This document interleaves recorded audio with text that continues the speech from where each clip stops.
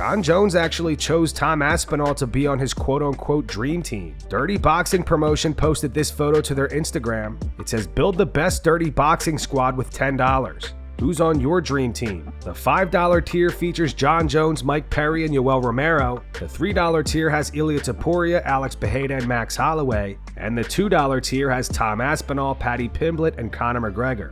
John left a comment saying Yoel Romero, Alex Bejeda, and Tom Aspinall. Conor McGregor also left a comment. He wrote, "McGregor and keep the change, you filthy animals." Daniel Cormier believes the reason Jon Jones has been hesitant to fight Tom Aspinall is because of the fear of getting knocked out. And you know what I think a big worry might be for him? Because with Aspinall, he could potentially get knocked out. Like legitimately knocked out and put on his back and out cold.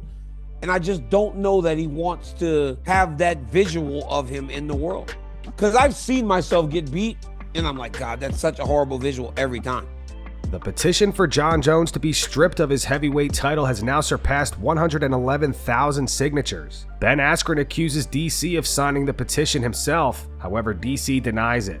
There is a signature to strip Jon Jones I saw petition. that. Did you sign it? It's over 70,000. You signed it, didn't you? I did. I'm gonna search the database. I didn't search it. I'm gonna find your email on there. But dude, that's 70,000 signatures. Fight announcements. Kevin Lee has officially signed with the PFL. Kevin will be stepping in on short notice to fight Gaji Rabadanov in the semifinals of the 2025 PFL lightweight tournament on June 20th. Chris Curtis versus Max Griffin is set to go down at UFC Nashville on July 12th. Both fighters are looking to get back in the win column. Curtis is coming off back-to-back losses, a split decision loss against Brendan Allen, and a third-round TKO loss to Roman Kopylov. Griffin is coming off a third-round submission loss to Michael Chiesa. Fighters making their UFC debut will now wear debut patches. Topps has announced UFC athletes will now wear a debut patch on their gear for their first fight. After the bout, the patch will go into a one-of-one signed trading card. Andreas Bane Gustafsson will be the first athlete in history to wear a UFC debut patch. Last week, Dana White faced significant backlash following reports that Alexander Volkanovski may defend his featherweight title in a rematch against Yair Rodriguez. Robert Whittaker appears to be on the same page as the MMA community. Rob says nobody wants to see that fight. I have seen this rumor going around. I actually thought it was confirmed already. I didn't know it was quite rumor milled, right? But, mate, no one wants to see this fight. No one. Yes. no one was sitting at home thinking, "I didn't know." You know what fight I want to run back? Volk and Yair. Okay, not yet anyway, because Volk did some good, honest work in that first fight, okay? And I thought Yair had a lot to work on from that fight. I think a lot of it was mental, but that's how I walked away from that fight. I thought that fight was very one-sided, and I thought he had things to work on. And by no means is this to be offensive, okay? Because I know someone's got to just clip this and send it to him, and then I'm going to have another enemy. But it's just, this is how I've just seen things, okay? Through my lenses, which could be wrong or skewed or half-blind. It doesn't matter. Now, with Yair, like I said, from that last fight, I wanted him to go away and work on some things. We saw that in the Pitbull fight. We saw him start to get back into form, into shape, and kind of the version of himself that I wanted to see. Like the version of himself that fought Emmett. That version of Yair, I was worried for Volk, because that version of him that went into that Josh Emmett fight was, mate, he was just, he had a kill switch. He was just looking for it, okay? And it was great to see. Pitbull, we saw him come back, getting work done. Now, there was a storyline that whole fight week with him and Diego. Yes. Okay? I wanted that fight to happen. Tell me that fight couldn't have headlined UFC Mexico. It's like the stars were aligned, and everyone said, this is the fight that we want to see headline this card. And then now Volk's fighting Yair, or might be fighting Yair. I don't know. I don't think Yair's ready for another Volk fight. Ilia Topuria has released more training footage. He is currently preparing to face Charles Oliveira for the vacant lightweight title at UFC 317. He posted this footage on X. He wrote, 4 weeks to go.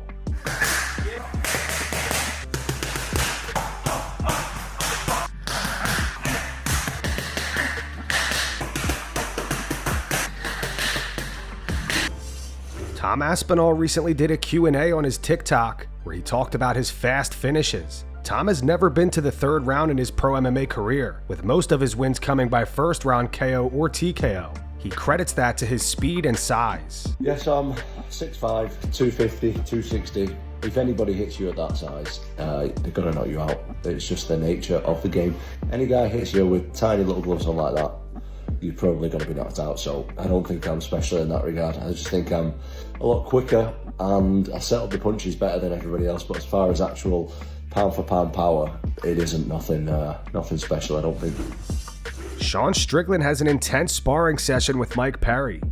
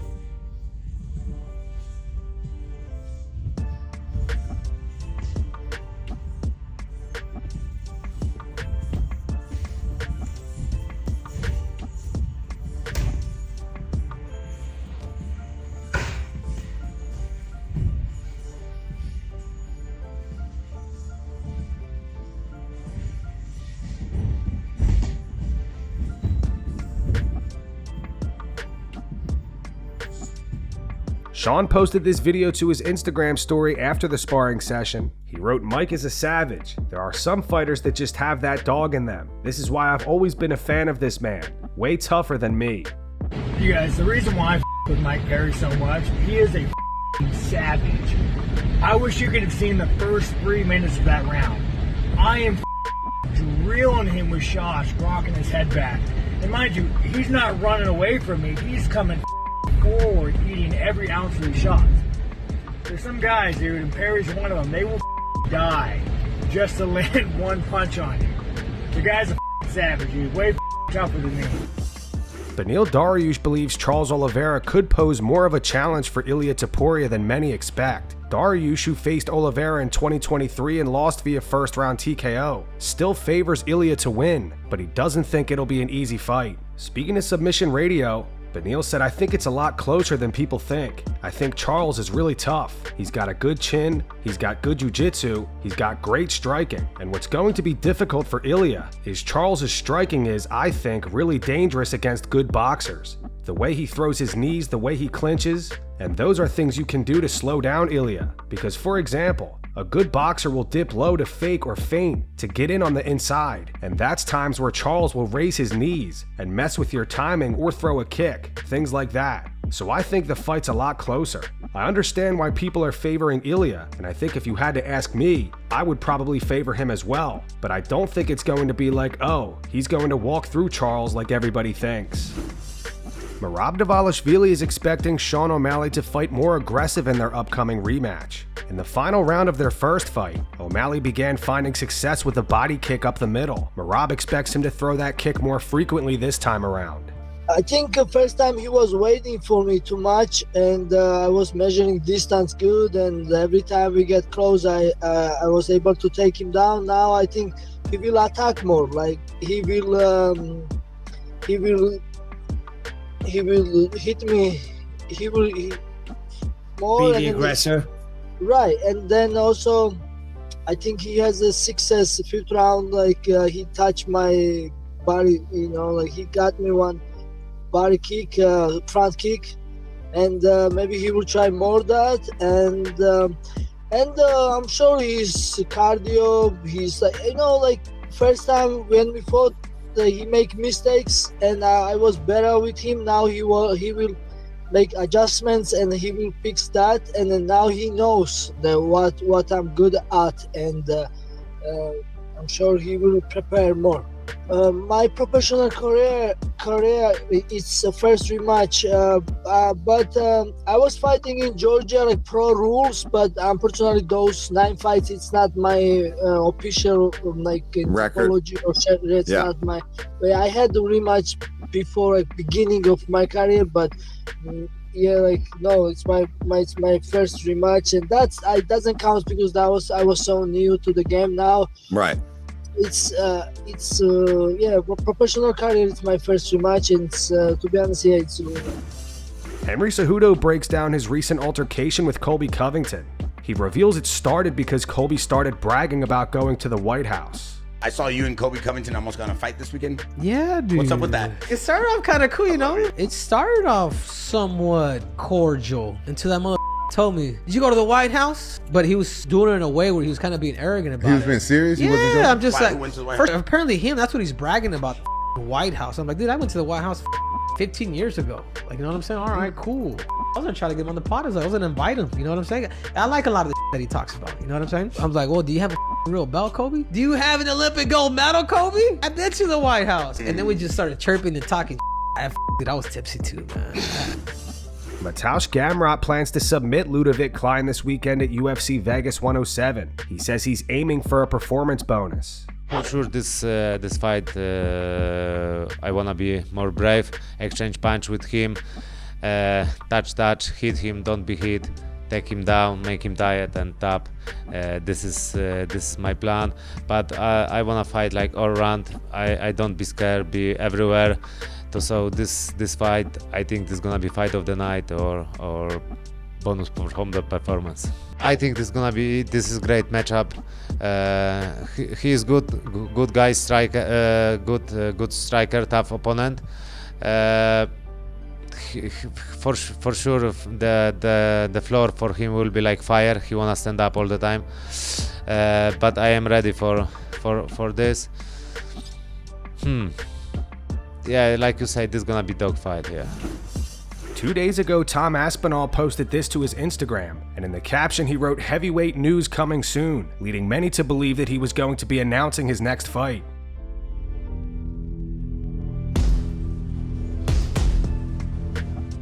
So Tom did make an announcement today, and it is not a fight against Jon Jones or a fight in general. Turns out Tom has partnered with Champion. This game will test everything. Your body, your mind, your patience. You don't get here alone. My family, my team, my pack. Every day we show up, quiet, focused, ready. A heavyweight mind.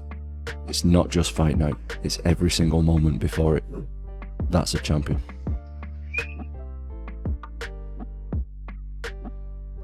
Tom obviously began to receive some backlash from fans who were expecting him to announce a fight. To read off some of the top comments on the post: "Hope you never get that fight. Bro really let us down. Bro pulled a John. And I was expecting the Jones fight announcement."